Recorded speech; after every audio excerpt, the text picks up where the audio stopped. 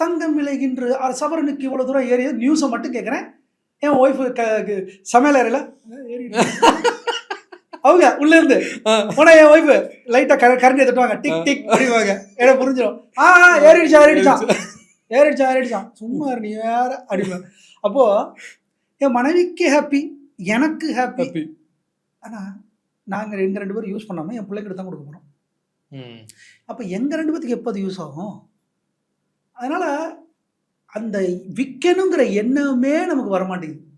இப்போ நான் விற்கணும்னு சொல்கிறேன், என் ஒய்ஃப் என்னை பார்ப்பாங்க லெஃப்ட் ரைட்டு, அது விற்கணுமா அவ்வளோதான், 3 நாளைக்கு சோறு தண்ணி கிடைக்காது, பேசவே மாட்டாங்க. விற்கணும்னு பேச்சு எடுத்தால் பேச மாட்டாங்க. எதுக்கு விற்கணும்? அதெல்லாம் விற்க முடியாது.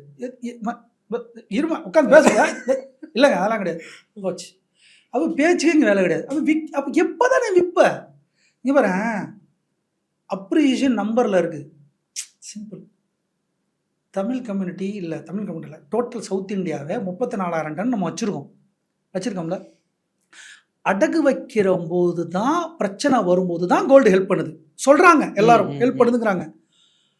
அடகு வைக்கிற ஒரு ஆர்னமெண்ட்டு எப்படி உனக்கு அசட்டாக வரும், க்ரோத்தாக இருக்கும்?